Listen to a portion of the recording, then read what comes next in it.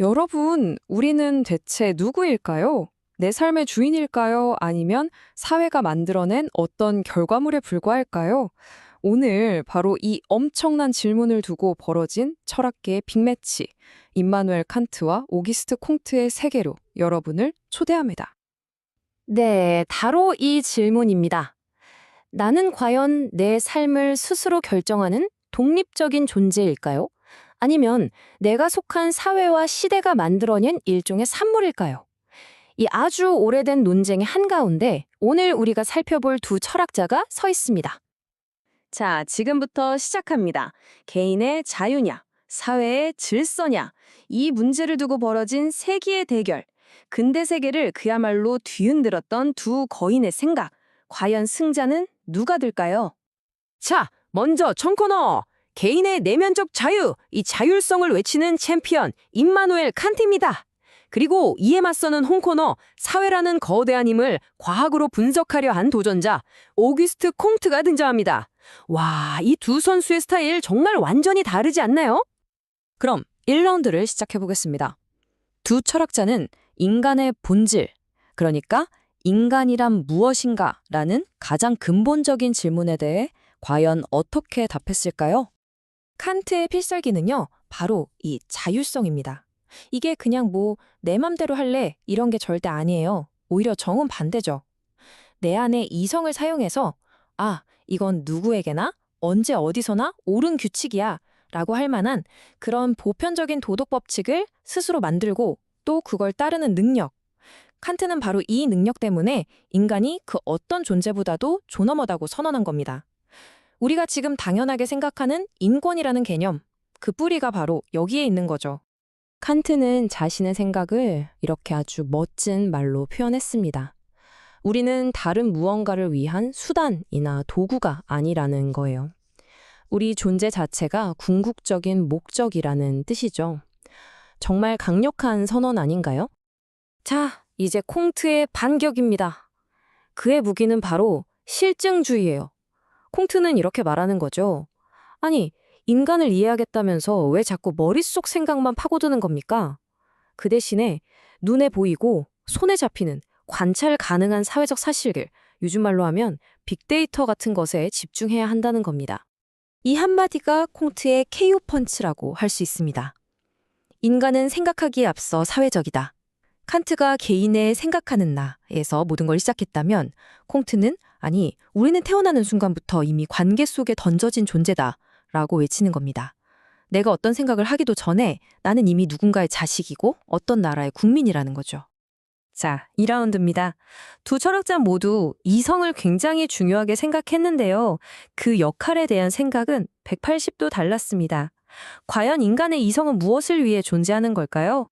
이 두 사람의 차이가 정말 흥미롭지 않나요? 칸트한테 이성은 우리 내면의 도덕적인 나침반 같은 거예요. 즉, 마땅히 무엇을 해야 하는가, 이 옳은 방향을 가리키는 도구인 거죠. 반면에 콩트에게 이성은 사회라는 거대한 생명체를 분석하는 현미경 같은 겁니다. 사회가 실제로 어떻게 작동하는가를 관찰하고 예측하는 과학 도구였던 거죠. 방향을 설정할 것이냐, 현상을 분석할 것이냐, 이성의 역할이 완전히 달라집니다. 칸트는 이성 덕분에 우리가 그냥 배고프면 먹고 졸리면 자는 그런 단순한 자연 법칙의 지배를 넘어설 수 있다고 봤어요. 원인과 결과의 사슬을 끊고 스스로 옳다고 믿는 법칙을 따르는 자유의 세계에 속할 수 있게 된다는 거죠. 콩트는 인류의 생각이 마치 한 사람이 성장하듯 발전해왔다고 봤습니다. 어릴 땐 세상을 신이나 요정 같은 초자연적인 존재로 설명하다가 이게 신학적 단계, 청소년기에는 사랑이란 무엇인가 같은 추상적인 개념에 빠져들고 이게 형이상학적 단계, 마침내 어른이 되어서 과학적인 사실과 데이터로 세상을 이해하게 된다. 이게 바로 실증적 단계라는 거죠. 콩트에게 인류 지성의 최종 진화 형태는 바로 과학이었던 셈입니다.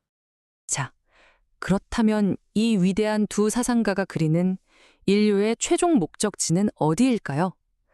그들이 꿈꾸던 이상적인 사회의 모습은 어떻게 다를까요? 여기서 두 사람이 꿈꾸는 유토피아가 아주 극명하게 갈립니다.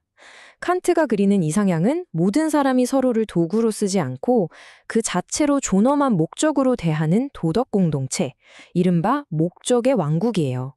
반면에 콩트가 꿈꾸는 미래는 과학적인 지식으로 사회 문제를 해결하고 전문가들이 사회를 효율적으로 운영하는 완벽한 질서와 조화, 즉 인류 전체의 진보였죠. 자, 이제 이 철학적인 대결의 마지막 라운드입니다. 개인의 자유와 사회의 질서. 이 두 가치 사이에서 두 철학자는 어떤 판결을 내렸을까요? 보시는 것처럼 인간의 본질에서부터 자유의 의미까지 모든 면에서 두 사람은 완전히 반대의 길을 갑니다. 이걸 한마디로 요약하면 칸트는 인간의 내면에서 출발했고 콩트는 인간을 둘러싼 외부에서 출발했다고 볼 수 있겠죠.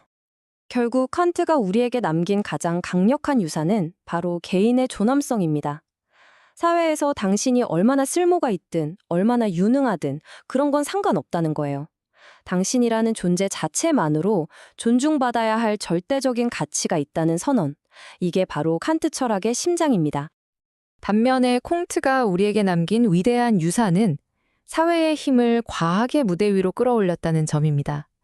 우리의 취향, 생각, 심지어는 꿈까지도 얼마나 사회라는 보이지 않는 손에 의해 빚어지는지를 최초로 밝혀낸 사람이죠. 괜히 사회학의 아버지라고 불리는 게 아니겠죠? 바로 이 지점이 이 대결의 하이라이트라고 할 수 있습니다. 칸트에서 콩트로의 전환은 단순히 두 천재의 의견 차이가 아니었어요. 인간을 이해하는 눈이 내면의 도덕에서 외부의 사회로, 즉 도덕 철학에서 사회 과학으로 넘어가는 근대 지성사의 가장 거대한 지각 변동, 바로 그 자체였던 겁니다. 자, 이제 이 질문을 다시 여러분 자신에게 돌려볼 시간입니다. 이 두 거인의 논쟁이 오늘을 사는 우리에게 대체 어떤 의미가 있을까요? 사실 우리는 이 두 세계의 사이에서 살고 있습니다. 내 안의 양심과 도덕적 원칙을 따르려는 칸트적인 자아와 사회적인 기대와 현실적인 조건에 적응하려는 콩트적인 자아가 우리 안에서 계속해서 충돌하고 있거든요. 마지막으로 이 질문을 넘겨봅니다. 여러분의 삶을 이끄는 궁극적인 기준은 무엇인가요? 여러분만의 내면적인 원칙인가요? 아니면 여러분이 속한 사회의 질서와 흐름인가요? 당신의 나침반은 과연 누구를 향하고 있습니까? 예, 또 두 번째 프레젠테이션도 잘 들어봤네요. 칸트에게 있어서 인간을 바라볼 때 가장 중요한 요소는 스스로에게 말하자면 도덕적인 그런 행동의 준칙들을 부여하고 자기가 그것을 따라갈 수 있는 자율적인 그런 자유, 도덕적 자유, 이것이 가능하게 하는 그런 요소, 그것이 이제 인간에게 가장 중요한 것이고 또 그걸 통해서 인간의 의미를 발견할 수 있고 그렇게 할 수 있는 능력 그 자체가 이성이기 때문에 그런 인간의 이성을 이 인간의 존엄성을 부여한다 이렇게 생각을 한 거죠. 그러면서 이제 이성이 이제 가장 중요한 것이다.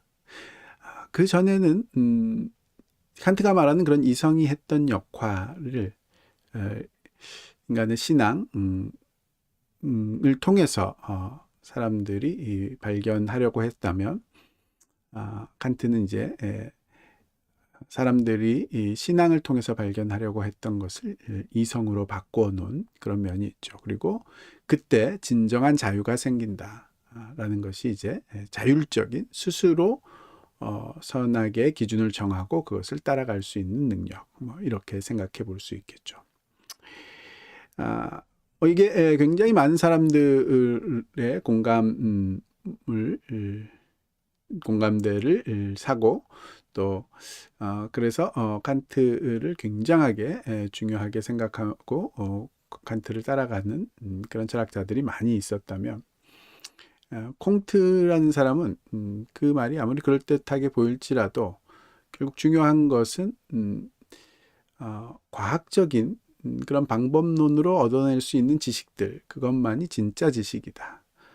말하자면은 칸트의 이야기가 아무리 멋있더라도 과학적인 방법을 통해서 얻어진 지식이 아니기 때문에 진정한 지식이 될 수 없고 과학적인 방법을 통해서 얻어낼 수 있는 지식만이 이 인간에 관한 지식도 진정한 지식이 될 수 있다라고 생각을 한 거죠. 그런 면에서 봤을 때 과학적인 방법으로 인간을 알 수 있는 방법은 이제 한 사람 한 사람의 내면을 과학적인 방법으로는 알 수가 없고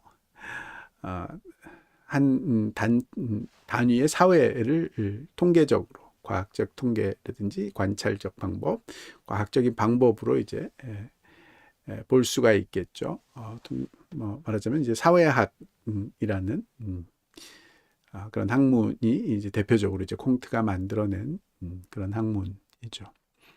그래서 이제 과학적인 방법을 사회 전체에 적용시켜서 사회 전체가 흘러가는 모습, 변해가는 모습들을 어떤 법칙적으로 발견해내려고 하는 그리고 그것만이 유일한 인간에 관한 지식이 될 수 있다라고 생각하는 그런 사람이 이제 콩트였고 그런 면이 아직도 많은 사람들에게